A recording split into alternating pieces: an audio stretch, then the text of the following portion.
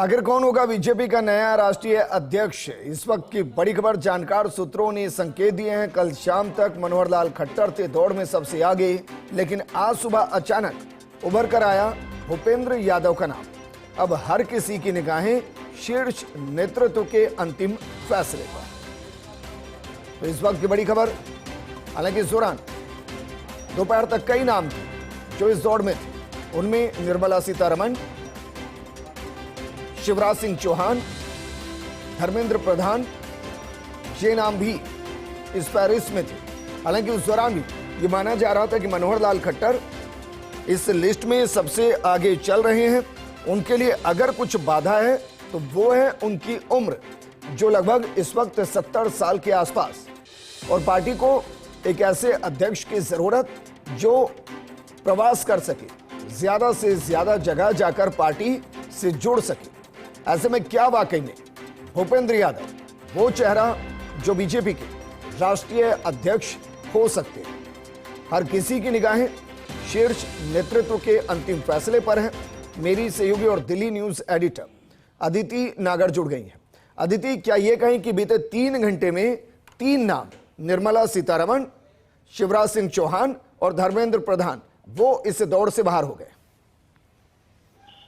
बिल्कुल। आप देखिए, एक चीज सबसे महत्वपूर्ण बात यह है कि जो आज या कल बैठक हुई वो दरअसल राज्यों के प्रदेश अध्यक्षों को लेकर हुई। संभवतः जो सूत्र दिल्ली के हैं, वो जो करीबी सूत्र हैं आला कमान के, उन्होंने इस तरह के संकेत दिए हैं कि राष्ट्रीय अध्यक्ष पर अब लॉक कर दिया गया है और 4 शीर्ष लोग, प्रधानमंत्री नरेंद्र मोदी, अमित शाह के अलावा 2 और महत्वपूर्ण लोग, राजनाथ सिंह, जेपी नड्डा, को इस बारे में बता दिया गया है कि किसको राष्ट्रीय अध्यक्ष बनाया जाएगा।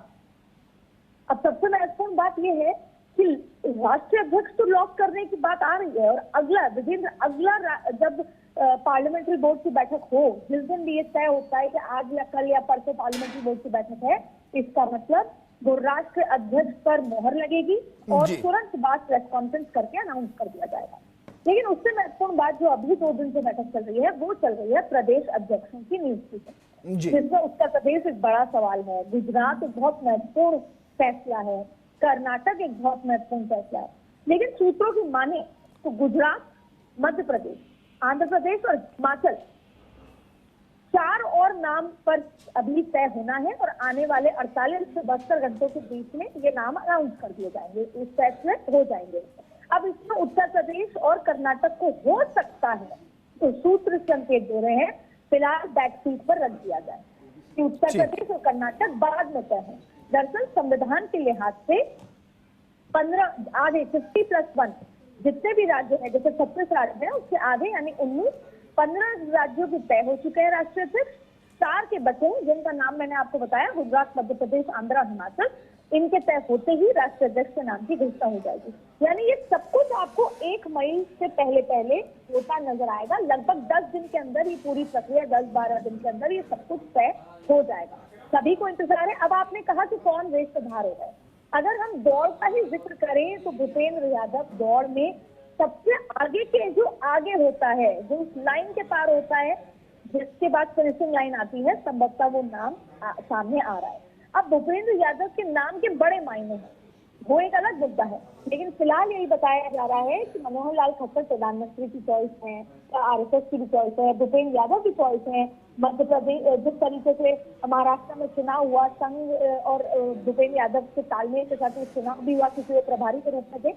ऐसे में भूपेंद्र यादव का नाम लगभग तय की तरह माना जा रहा है। हालांकि ये भारतीय जनता पार्टी है, कब तय होता है, कब चीजें बदलती है, कब मोहर लगती है, ये अलग चीज है। लेकिन संभवतः अभी जो यूरोपियन जोन में उच्च स्तर पर चर्चा है, उसमें भूपेंद्र यादव के नाम पर मोहर मानी जा रही है। ठीक है अदिति, शुक्रिया तमाम जानकारी हमारे साथ साझा करने के लिए।